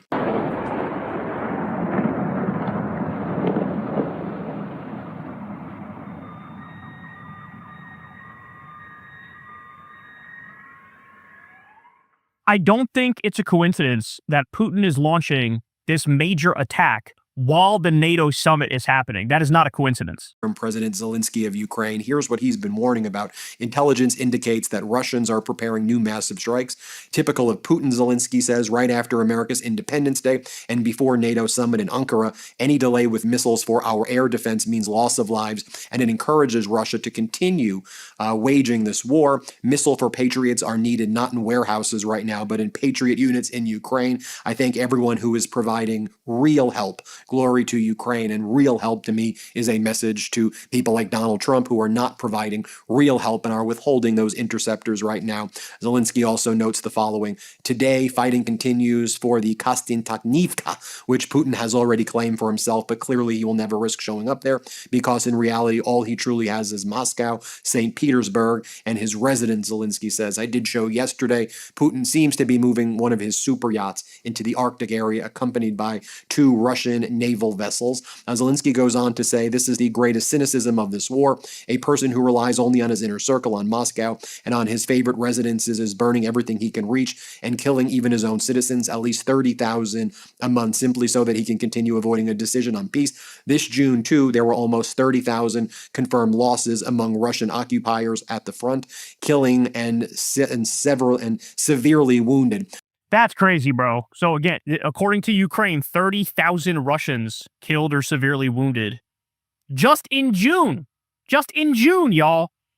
So, I don't know, man. Like I said, the world is more unstable than it's ever been. I'm worried, particularly because Putin has the same kind of mindset as Trump, right? The petty authoritarian mindset. Like, that's his character. That's who he is. And when somebody like that is cornered, you never have any idea what they're going to do. And it's possible that ultimately when push comes to shove, he folds, because when you bully the bully, sometimes they back down. It's also possible that he snaps. And just like I'm worried in Iran that Trump is liable to use a Moab or chemical weapons or nuclear weapons or order a doomed ground invasion or whatever, I'm also worried that Putin thinks there's no lines and he would rather have it. He might be one of those types like Trump. I'd rather destroy the entire world that have the world exist without me in it. And he's fucking old. His health is failing, just like Trump's old and his health is failing. And these people are the type of psychological profile that want to take the world with them when they die. So that's what I'm worried about, is genuinely psychopathic, sociopathic, authoritarian, petty tyrants who genuinely don't care about what happens to the rest of us if they're no longer here. And to avoid the ultimate humiliation of being known as a loser, just taking everything with them. So, like I said, the world is more unstable than it's ever been, and it is absolutely terrifying.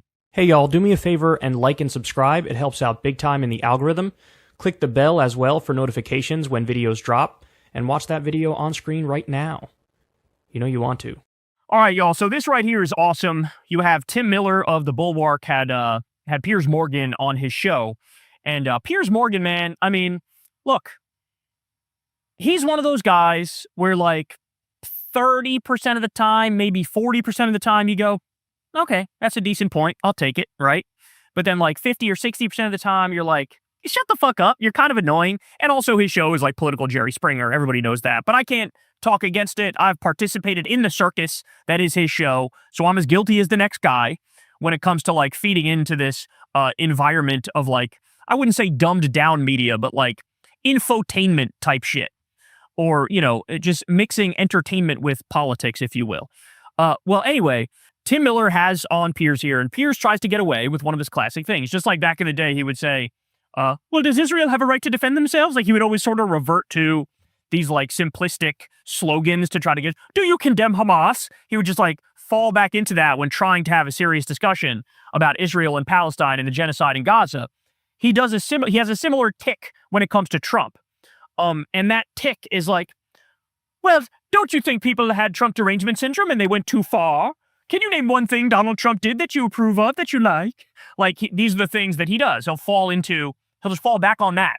But Tim Miller handles it masterfully, and he's not buying it. And watch what he does here. This is great.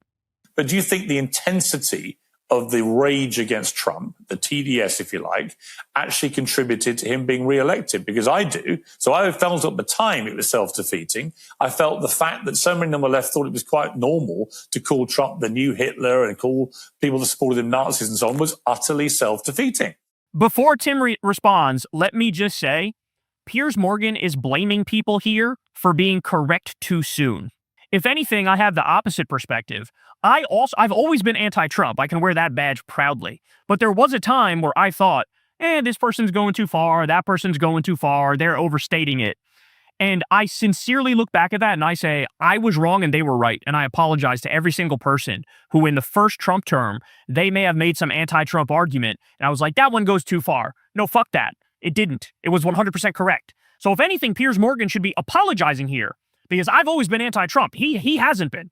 And the fact of the matter is the people who were the most deranged and sounding like they had Trump derangement syndrome, they were proven the most correct. So you can't be mad at people for being correct too early. It's like when people protested Israel on October 8th. No, they were right. What they were saying is, we know what's about to happen. Also, what they were saying is there's already been 400 attacks by October 8th that Israel did against Gaza. So they started like that. And so you can't be mad at people for being correct too early. That's bullshit. But I'm sorry to cut off Tim. Let's go ahead and hear his answer. Here we go. And before you say it, I know J.D. Vance called him a Nazi.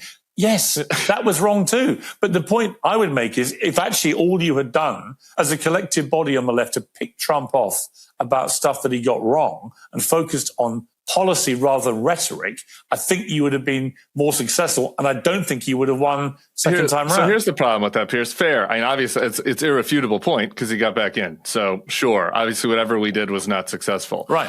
But my counterpoint to that is, okay, what do you want me to do? Be a liar, shine his turds, pretend like he's something that he's not? I mean, look, if the honest truth is, everybody who goes in to work for Trump and then has a falling out with him and leaves sounds like me.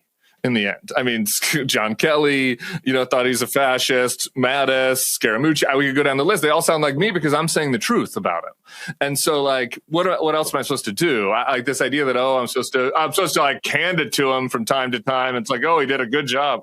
100% right. He's like, bro, what does it matter? Get over your emotional reaction. The truth is what matters, and the truth is going to sound like you're deranged. just by objectively describing what this man is doing. And that's my biggest disagreement with him here, with Piers here, is that, hey, dude, the Trump derangement comes from the policy stuff. He made it seem like, oh, you have these hysterical people who are anti-Trump, but they don't ground it in anything.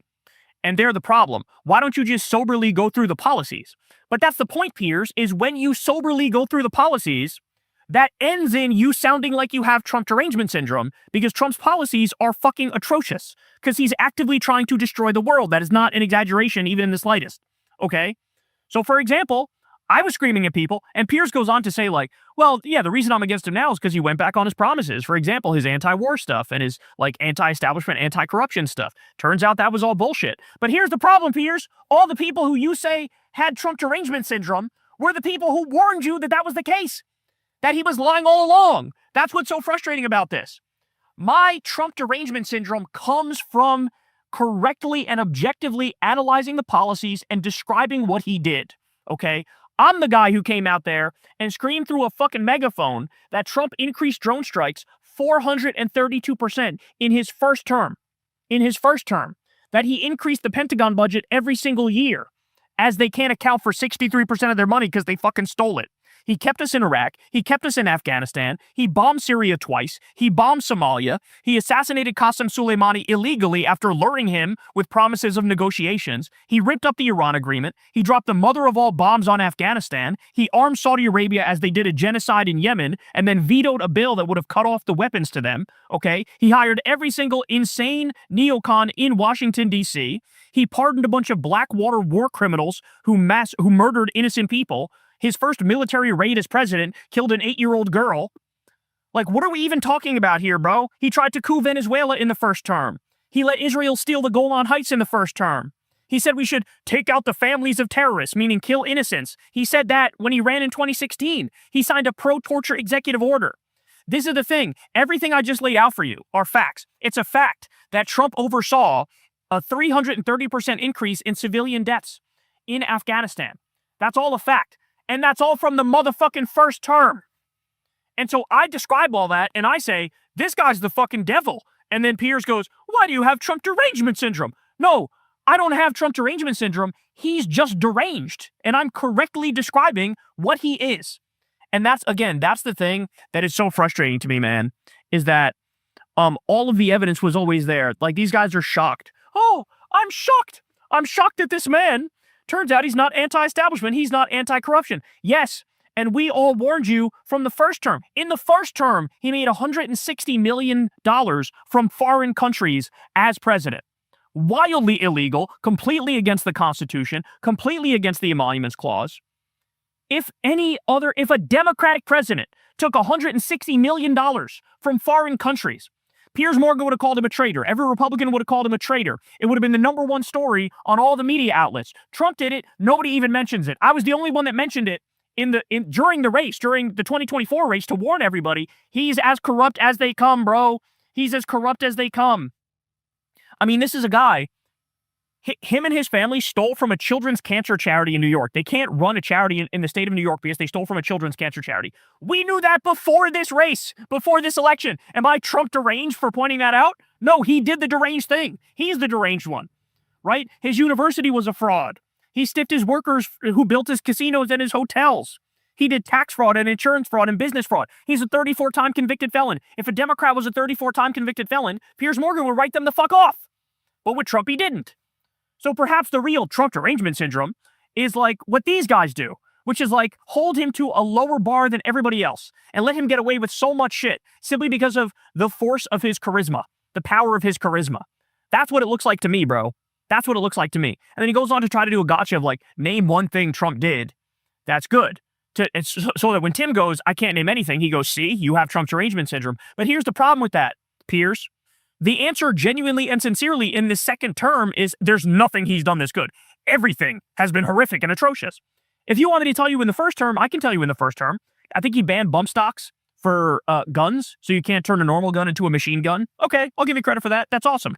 Pardoned Alice Johnson, this sweet grandmotherly lady who was going to be locked up for life over some low-level drug crime. That's great. Love that. There you go. There's two things right there. said we're not going to do TPP. That's great. I don't want to outsource any more jobs. That's great. There you go. 3 things off the top of my head they did in his first term that I can give him credit for because I actually care about policy. But that's the point. Is like in the second term, it's like Adolf Hitler and Satan had a baby, and that's who's making the decisions for the world, not just this country, for the world. And so, yeah, I don't know. Grow up, Piers. Grow up. Tim Miller's 100% correct, and we're done. We're done with this nonsense. We're done with this fucking everybody coddling Trump's nuts. Everybody acting like he's not as bad as he is. No, this is the worst we've ever seen. A guy who kidnapped a sovereign leader of a country and then stole that country's gold and oil and put the money from the oil in a private bank account that only he controls in Qatar. And I'm supposed to not point that out and say it's bad? I'm going to sound deranged when I do that, but that's only because what he's doing is deranged. So, I don't know, grow up and actually describe things objectively. And if you do describe things objectively, you will sound like you have Trump derangement syndrome. But that's not our fault. That's his fault. Hey, y'all, do me a favor and like and subscribe. It helps out big time in the algorithm. Click the bell as well for notifications when videos drop, and watch that video on screen right now. You know you want to. Here's the issue that Republicans will never acknowledge until they get absolutely swept in the next election. The entire country is just done with Republicans. They're completely and utterly done with them. It is very clear that Republicans don't give a single solitary shit about making a life better for the American people. Inflation's out of control. Unemployment's out of control. AI is coming to take people's jobs. You have war after war after war. At the same time, they cut Medicaid. They cut the food stamp program. They're going after the social safety net. So everybody looks around and they go, I can't afford gas. I can't afford groceries. Things are getting worse and worse. Why the fuck would I support Republicans? Like, why would I support Republicans? Well, guess what? There's a Republican by the name of Mike Flood of Nebraska who learned this yet again the hard way. So first, let me show you this. This is in the Daily Beast. Crowd yells at and heckles MAGA representative in train wreck town hall. Mike Flood was again facing constituents angry over his support for key Trump administration moves. They say MAGA Representative Mike Flood endured another round of boos and jeers during a town hall in which he desperately explained his support for the Trump administration. Flood, 51, faces constituents again in Bellevue, Nebraska, 6 weeks after he was hammered in another event about the Iran war, the Epstein files, the president's vanity projects around the Capitol, and the Justice Department's since abandoned anti-weaponization fund. So this is like the only Republican who's still been doing town halls. And the last event, people were like, what the fuck is wrong with you guys? You're protecting Epstein pedophiles. What the fuck is wrong with you guys waging another illegal war against Iran? What the fuck is wrong with Trump with all these vanity projects? Nobody wants this Epstein Memorial Ballroom or the Arc de Trump or the Trump Kennedy Center. Like, what the fuck is this? All right, they continue. Like his other town hall, Flood was greeted by a hostile crowd in the Omaha-adjacent county, which Trump won by 12 points in 2024. When asked about benefits for people with disabilities, Flood was promptly booed after mentioning the Trump administration's signature legislation, which of course made it worse. Okay, so let me go ahead and show you some of the clips here. Let's start with this one. Let's start with the medical marijuana one. So in this moment, when people are struggling, things are getting worse, people can't afford shit, he takes some time to base. I think this question is planted because it's somebody who's like, I sure love what you did with trying to ban marijuana again. And he does this whole thing about like, oh yeah, the reefer madness, bro. It's going to make people go crazy. This is what he's talking about is people can't afford fucking groceries and gas. Listen to this. Here we go. Congressman Flood, I appreciate your coordination with Senator Pete Ricketts and Nebraska Attorney General Mike Hilgers to oppose the federal rescheduling of marijuana. Will you commit to continuing your efforts on the federal level to keep marijuana as a Schedule I drug with no accepted medical use so we can start clawing back state marijuana laws across the nation? That 100% is not organic, bro. I'm sorry. That is not organic. There's no constituency to be like, I'm going to go to a town hall to thank my Republican congressman for being anti-weed. Like, what the fuck are you talking about? Told you not organic. Told you. This is in deep red Nebraska. People are going, boo, personal freedom. Let people make decisions with their own bodies. Okay. You asked, and I feel like I need to update everybody. Where you don't, not update, many of you know this. I think we made a grave mistake at the ballot box when we expanded medical marijuana. That's great. Directly attacking the people of Nebraska. Directly attacking a Democratic vote. It's a slippery slope. And if you look at the data, the more people that use marijuana, the increase in psychosis that goes up. We're back to reefer madness, y'all. We're back to reefer madness. Now understand something, guys. I don't smoke weed. I have smoked weed in my life. It's just not a drug I like. I don't react well to it. You know, I read some stuff that there could be a gene that, like, if you have a certain gene, you don't react well to weed, and it does make you feel, you know, paranoid, if you will. But having said that, the overwhelming majority of people who I know who've smoked weed have not reacted like that. Why should we ban it? Because there's some people out there like me. Okay, I just am not going to touch the shit. I don't like it. I'm not going to touch it, right? But if others feel different and feel good when they smoke it, who fucking cares? But we're right back to reefer madness. This is what Republicans are talking about as they start like 17 new wars and make everything unaffordable. That use marijuana, the increase in psychosis that goes up. I have... Every event this guy does, just mass booze for everything he says. It's glorious. I run into people, as your congressman, that live on the East Coast, that say the minute they let that weed into their state, it has more or less paralyzed a lot of young men that end up living into their 20s in their parents' basement, smoking the weed, looking at the online porn. Oh, let me see your search history, you pudgy-ass closet case bitch. Like 90% of people who partake in that have perfectly healthy relationships with it. There's only a tiny percentage that are gooners in the goon cave wasting all their time jacking their meat until it's raw and red, okay? What is with this fucking zero tolerance mindset? No pornography, no weed, no, like, why don't you put us all in a fucking massive padded room? But honestly, what he wants you to do is be a slave to a fucking corporate boss and not have any other outlets. You're not allowed to beat off, and you're not allowed to smoke weed. You're not allowed to have any, like, vices, but you are supposed to give all your time to some boss who doesn't give a fuck about you for some company that's fucking meaningless. Fuck you. Right back in the fucking 1950s, we're doing reefer madness, we're doing porn hysteria. God forbid a grown-ass person sees some titties or a booty. Not acceptable. All right, well now it gets even worse because he gets relentlessly booed here after he tries to defend Trump's plan in the big bullshit bill to rip away Medicaid from people. What are you going to do for benefits for all people with disabilities? Well, under the One Big Beautiful Bill, we protected a system that if it had gone unchecked, it would not have been long-term available for the very people that are the most vulnerable, the developmentally disabled, the persistent mentally ill, people that are of advanced age. We protected Medicaid in a bipartisan, common sense way. That was the result. Okay, the mass boos are for the fact that that's a total lie. That is such a flagrant lie. You guys kicked up to 18 million people off of Medicaid. 18 million. Up to 742 rural hospitals are going to close because of your big bullshit bill, and you're sitting up there bragging about the bill. Oh my God, you cannot make this up, man. You cannot make this up. These people will pass a law to murder your mother in front of you in cold blood and then brag later on about how they saved your mother, actually. Like, what are we doing? How is this allowed? There's like no truth in our politics anymore. All right, well, let's throw it back because also this guy as well, you know, he's been doing these town halls and just getting fucking reamed endlessly. Here's a throwback to one that happened in May, and this is glorious. The president is destroying our democracy by defying the courts and the Constitution, attacking and silencing free speech in the media, allowing security breaches, erasing history, using tax dollars and presidential power for personal gains, blaming DEI and using it to discriminate, and promoting eugenics and genocide, all while showing signs of cognitive decline. Your votes, actions, I want to vote for this woman. and inactions show that you are a fascist politician, so please explain how you are not encouraging fascism, and are you going to invoke articles of impeachment against Trump?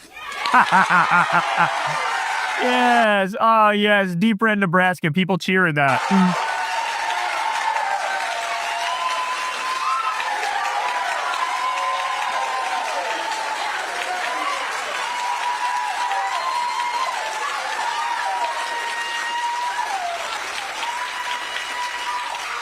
I get that you get an applause line when you call me a fascist, but I'm not.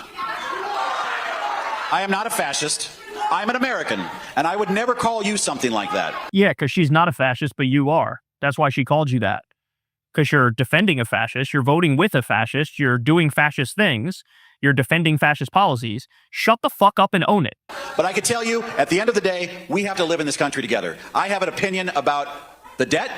I believe that we need to cut spending. What the fuck does that have to do with what she asked? I believe that we need to figure this out before our financial markets fail, and I will do my best to stand up for you and the Constitution of the United States. Literally didn't answer any of it. Oh, man. He's sweating bullets up there. Holy shit. And then finally, let's go with this one. The audience booed him mercilessly as he aggressively told them, you should never get free healthcare. Here we go. You do not get free healthcare. You do not get free healthcare. This guy is supposed to represent you, by the way.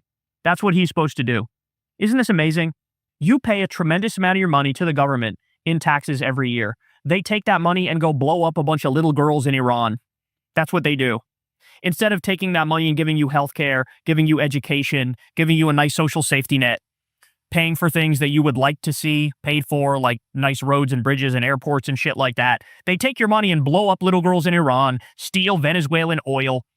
You know, they fucking rob it for the Epstein class, the billionaires.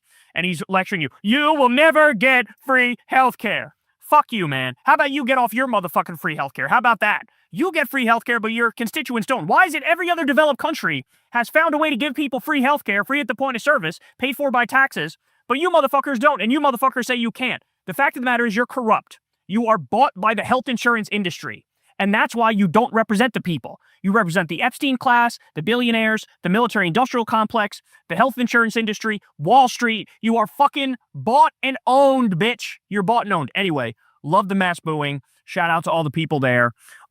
This is what this country thinks of Republicans now. And you know what? It's a little bit too late, but they're 100% right about it. Thank you guys so much, as always, for listening. I'll be back in the studio on Monday. No Crystal Kylan friends this week. But we'll be back again next week with that. But you guys know the drill, man. Subscribe to the channel. Click that bell icon. Support the show on Patreon. Sign up for Crystal Kylan Friends on Substack. Go sub to Corin's World. And that's all I got for you. I love you all very much. And I will see you later. Peace. Hey, y'all. Do me a favor and like and subscribe. It helps out big time in the algorithm. Click the bell as well for notifications when videos drop. And watch that video on screen right now. You know you want to. The horrors we wake up to every day in the Trump regime, man. It is, you wake up, you scroll social media, and you're like, holy fucking shit. What happened now? What's going on? So we got word that, we have another ICE murder. The man who was killed is Lorenzo Salgado Araujo. This story here, bro. This story here. So he lived in the U.S. for 35 years. 35 years. He put 3 kids in college, and ICE killed him. As they were killing him, there was a witness there who reportedly said he was screaming, "They're killing me," in Spanish. Ready for this? No criminal history, was at his job as a construction worker, and he has 3 sons who are U.S. citizens and are successful. One of them is a teacher, okay? I'm going to give you your warning in advance here. By the way, we'll have a full show later. I got a lot more stories for you. ICE is back, bro. They're back in full effect. They're doing their shit again. Like, they're trying to max out deportations, round up innocent people, everything. They're back in full effect just before the midterms, which makes no fucking sense. It's almost like Stephen Miller was given carte blanche. You do whatever the fuck you want to do. But I'll warn you in advance. This is tough, but here we go. This is the sound of Lorenzo crying for help after ICE shot him in Houston, Texas. 52 years old, died from the gunshot wound, left behind his family. Take a look. Oh, shit.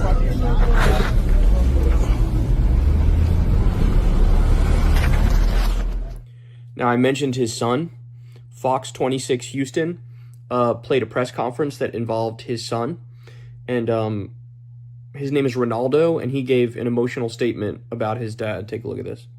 My father was a private man, a man who dedicated his life to work.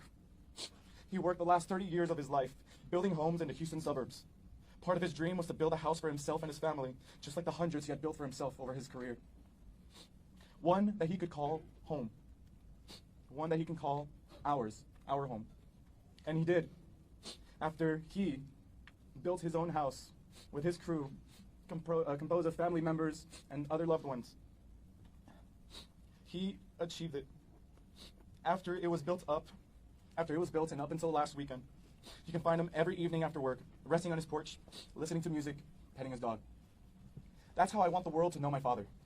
Not as someone who got shot and killed, but as a family man, a man who understood that good things come to those who put in hard work. I am deeply heartbroken to see that the man who taught me the value of hard work, family values, and education will no longer spend an evening on that porch. I am calling for a full investigation into the events that transpired yesterday, July 7th. He did not deserve to die. He did not deserve to be reduced to a headline of Mexican man shot and killed by ICE. He deserved to live a quiet life as Lorenzo Salgado Araujo, a husband, a father, and a job creator for dozens of men who also wanted the American dream. I would be doing his memory a disservice if I didn't recognize the other 3 men who were with him, one of which was my uncle. All 3 men were rounded up. I have not heard from them, but I hope that they are able to provide their own statements to prove that my father feared for his life as unmarked cars followed my dad, who only wanted to get back to work and back to us. Thank you all for everything. Just absolutely devastating and heartbreaking. And how many more of these stories are we going to see now? Because ICE is back in full swing. Like I said, this isn't a government agency. This is a terrorist organization. This is a paramilitary. They're doing abductions and human traffickings and murders. It's a criminal group. That's what it is. And they're back. We're right back in hell, bro. What are they also going to bring back Doge while they're at it? Cut more cancer research? Like, what the fuck is this? Just horrible. There's also a video floating around social media of ICE slamming a man's head against a stone wall and sending him to the hospital with a fractured skull. The man's hands were already behind his back, and then agents physically assaulted him. They also assaulted a legal observer as they realized they were on video. They threatened to shoot the witness with a taser, even firing it up. So this is insane stuff. Here, take a look at this video. Sir, what is your name? Back up! Back up now! Back up! Do you have a name? Back up! Do you have a name? Back up now! Go. Do you have a name? Go. I'm not in your way. Walk. I'm not in your name. Back I'm not up in your way. now. Walk. Back Walk. up. I'm not in your Back way. up. I'm not in your way. I'm not in your way. Back up now. Your car's there. I'm not in your way. Back up. Back up now. Back it up. Sam, right here. Back up. Back up. I'm not in your way. Back up. I'm not in your way. Back up. I'm not going to tell you again. So look, man, needless to say, these people are criminals. They belong behind bars. The abolish ICE position is the common sense position. It's the duh position, okay? I don't want to hear anybody take any other position if you're a Democrat. They got to go. They got to go. This is a terrorist organization, and it was also created like 17 minutes ago. I was born in 1988. It was created in like 2003. What are we talking about? You can do reasonable, rational immigration enforcement without this sort of shit. Right? It's just crazy, bro. It's crazy. Again, you wake up and all fucking hell breaks loose. Also, of course, I got to point out here that we got the news last night that Graham Plattner is suspending his campaign. He maintains his innocence, but he is suspending his campaign and saying that he basically can't continue because he doesn't have access to the voter data files and all sorts of stuff that you would need from the Democratic Party in order to continue. Now, at the same time, it looks like what I feared is coming true. That, you have Plattner step aside, but then instead of having like an instant caucus, like, a caucus that's organized in a short time frame for the people of Maine to decide his successor, or just having somebody who matches the exact political profile of Graham, namely anti-war, anti-genocide, pro-Medicare for all, that instead of doing that, it looks like the Maine Democratic Party is doing the most undemocratic thing possible.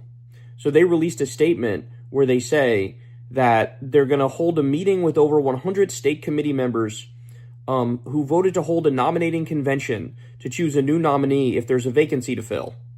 And then they go on to sort of suck themselves off and act like, oh, yes, it's of the utmost importance. We believe in transparency and we keep you updated every step of the way and this and that. But really, what they're describing here is a closed process with just Maine Democratic Party insiders. So it looks like this is, shit. Can we say it's sort of like Kamala 2.0 again, in the sense that it's like, all right, Biden's out and it's Kamala as the replacement and that's it. Everybody shut the fuck up, right? Like that kind of looks like what it is. And so if you are not offering a democratic solution in the sense that the voters of Maine pick it, and if you're not offering just a one-to-one swap for somebody who has the same or very similar policy positions to Graham, then I don't know, man. If this person is pro-Israel, if they're a Zionist, so many voters are just going to be like, fuck this, right? And Susan Collins is going to win. So, I don't know, but this doesn't look good. You know, if it was up to me, I would say organize a caucus on short notice, have the actual voters of Maine get out there and pick, or do a one-to-one swap with Troy Jackson, who I guess is the closest to Graham on the issues, right? And on that point, by the way, I should point out that this is, so they did a poll. They did a poll when Graham was like considering dropping out after the scandal dropped. They did a poll and they found out that Troy Jackson was the only Democrat that was still beating Susan Collins. So even Graham had fallen below Susan Collins. It's 47% Collins, 42% Graham. Okay? But Troy Jackson is at 49%, Collins is at 44%. So Graham is losing to Collins by 5 points now. Troy Jackson is winning by 5 points. Now, get this. Everybody else they polled was also losing to Collins. But Janet Mills was losing by the most. That was the one who ran against Plattner, right? Plattner is still doing better against Collins than Janet Mills. Post rape allegation. Wild shit. Wild shit. So look, either swap him if he's dropping out and he's following through, swap him out for Troy Jackson or do a caucus. Any fucking Maine insiders picking the person, if it's not Troy Jackson, oh man, Susan Collins might actually hang on, bro. She's got 9 lives. She's got 9 lives. All right, but we'll see. We'll see what happens. Okay. Unfortunately, I also have this to give you guys. War updates.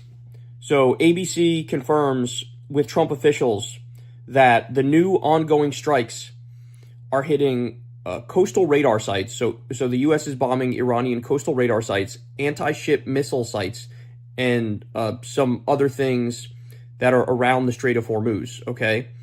And as Robert Pape points out, this is exactly the targets that are relevant for Marines to seize Keshem Island or Karg Island in the Gulf. So, look, as we've been warning about, there's been like plane movements that indicate that they might do a ground invasion or they might try to take one of these islands. And it looks like that's where we're at right now, that they might actually do that, okay? The U.S. also began striking bridges again. They're striking bridges, including in the Golestan province of northern Iran and the Gorgan railway line, according to Fars News. This is the deepest the U.S. has struck inside Iran since March, and the first U.S. strike on Iranian transportation infrastructure since the April ceasefire. Okay, also, Iran came out and said the U.S. bombed its Bushehr nuclear power plant. Now, thankfully, they didn't hit any, actual reactors, but they bombed the power plant, bro. They were, like, right on the perimeter of that bitch. That's fucking terrifying. That's terrifying. Iran has also allegedly deployed hundreds of special forces near Iraqi Kurdistan. So they're saying ground operations could be imminent. Again, this is crazy. Now, as all this is going on, let me show you what state regime propaganda is saying. Listen to what Maria Bartiromo and her guest, who, by the way, this guest is the Intelligence Committee chair.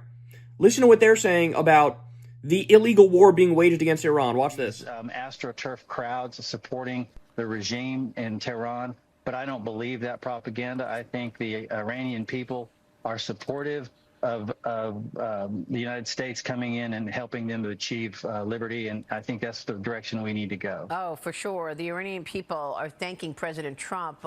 It's all over social media. Absolutely ludicrous. As they're running video of the U.S. carpet bombing Iran on screen, they're going, oh yeah, the Iranian people love this. The Iranian people are thanking President Trump. It's all over social media. Oh yeah. It's the crowds for the IRGC that are astroturfed, and not exactly that's astroturfed. Okay? Are you kidding me? That's the AstroTurf thing. All the support for Trump from Iranians on social media. That's the AstroTurf thing. The AstroTurf thing is not the genuine support for the IRGC in the streets. There were millions of people at the Ayatollah's funeral. Millions. You can't AstroTurf fucking millions. Just the idea of us carpet bombing them and then going, they love this, bro. Like, what the fuck? What the fuck are we doing? Oh, my word. Anyway, all right, guys. All right, like I said, full show later. Love y'all. See you there.